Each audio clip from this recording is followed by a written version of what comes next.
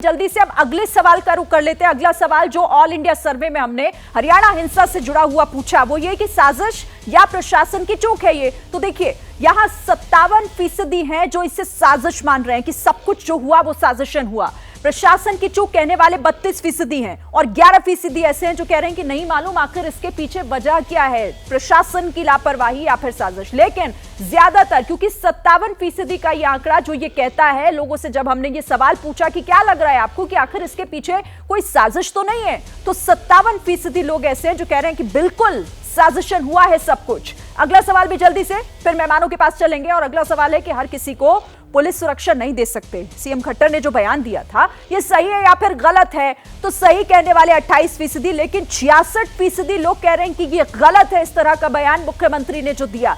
पता नहीं कहने वाले 6%, लेकिन 66% जो बिल्कुल ये कह रहे हैं कि मुख्यमंत्री इतनी बड़ी घटना हो जाती है, इतनी बड़ी हिंसा हो जाती है, उसके बाद अगर ये कह दें कि हर किसी को हम सुरक्षा नहीं दे सकते, पुलिस हर किसी को सुनिश्चित नहीं कर सकती कि वो सुरक्षित है, वो गलत मानते हैं सीधे तौर पर। और सिद्धांत जी देखिए, सीधे तौर पर ये जवाब लोगों का 66% अगर ऐसा कह रहे हैं तो वो समझ रहे हैं कि ये बहुत ही जो जवाब दिया था, जो बयान दिया था कि पुलिस हर एक को सुरक्षा नहीं दे सकती, ये बहुत ही लापरवाह तरीके से दिया गया बयान था और गैर जिम्मेदाराना।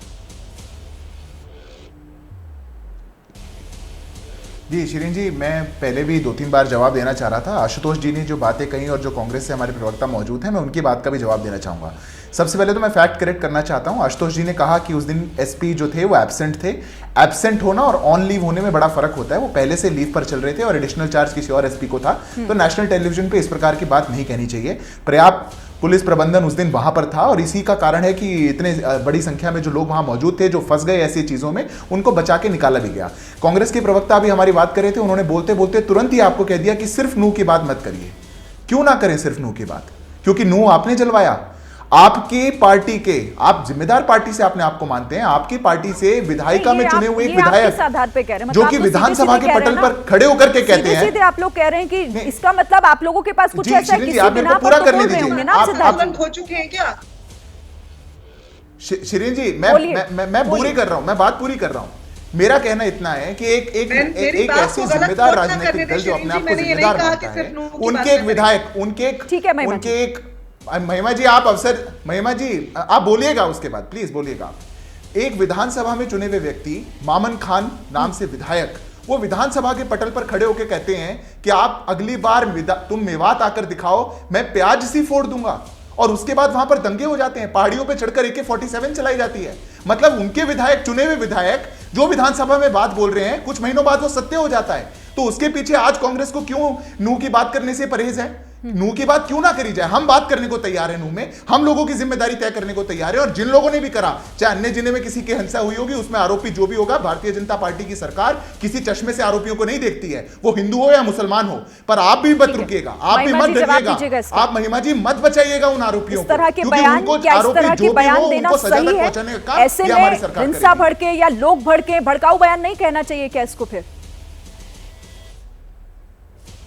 लोग टूट जाते हैं एक घर बनाने में, तुम तरस नहीं खाते बस्तियां जलाने में। मणिपुर को जलते हुए 4 महीने हो गए, होने को आ रहे हैं। यहाँ हरियाणा की बात हो रही है, गलत फैक्ट्स कोट कर रहे हैं। आप हरियाणा पे जवाब मत दीजिए। यहाँ बैठ करके बोल रहे हैं, मैंने बोला आप हरियाणा के जवाब मत दीजिए। अनुशासनहीनता पहले इनके अंदर है, इनको बर्दाश्त नहीं होता कोई बीच में जरा सा बोल दे तो, लेकिन इनको हर एक की बारी के बीच में बोलना है।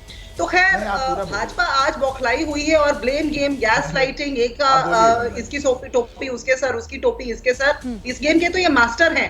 लेकिन आज नू के अंदर जो हुआ है, वहां पर सरकार का फेलियर पूरा देश देख रहा है, विश्व देख रहा है। आज विश्व ये पूछ रहा है कि G20 हम कराने जा रहे हैं भारत के अंदर, भारत सुरक्षित भी है या नहीं, ये रेपुटेशन लेकर आ रहे हैं हमारे देश के लिए भाजपा और भाजपा के नेता और हमारे प्रधानमंत्री।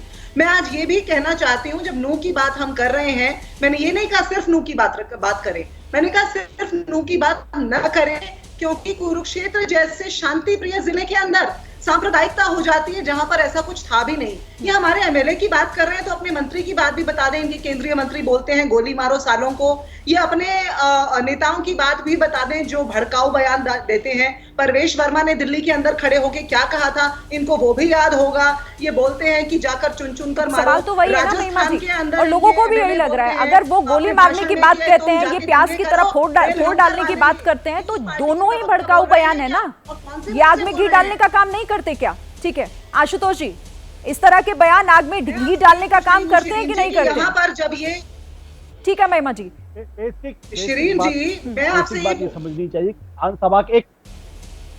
विधानसभा के पटल पर एक विधायक ने एक बात कही, स्पीकर महोदय ने उनके खिलाफ क्या कार्रवाई की, वहां की पुलिस ने उनके खिलाफ क्या कार्रवाई की, वहां की सरकार ने उनके खिलाफ क्या कार्रवाई की। और सबसे बड़ी बात यह है कि अगर सरकार को मालूम था कि भड़काऊ बयान दे रहे हैं और उसके बाद भी आपने इंतजाम नहीं किए, इसके लिए कौन जिम्मेदार है?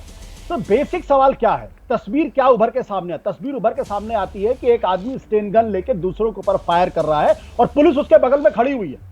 हथियार रखने के आरोप में संजय दत्त को 2 साल की कैद बामशक्कत की हुई थी, सिर्फ आर्म्स एक्ट के तहत।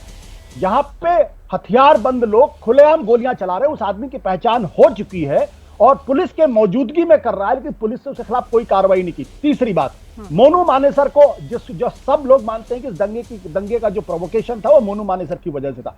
अभी तक मोनू मानेसर सारे टीवी चैनल्स को इंटरव्यू दे चुका है, इंक्लूडिंग एबीपी को। राजस्थान की पुलिस उसको गिरफ्तार नहीं कर पा रही है। और जहां तक दिल्ली का सवाल है, दिल्ली के अंतर्गत कपिल मिश्रा ने पुलिस की मौजूदगी में जो भाषण दिया था, उसके बाद दिल्ली के भारतीय जनता पार्टी ने उसको प्रमोट करके वाइस प्रेसिडेंट बना दिया है।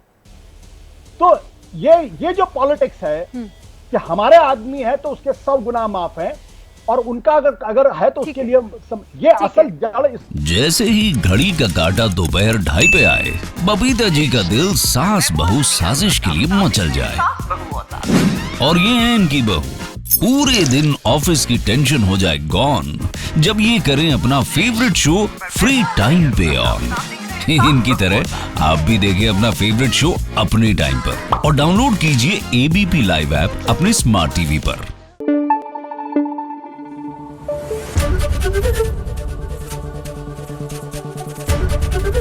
एबीपी न्यूज आपको रखे आगे।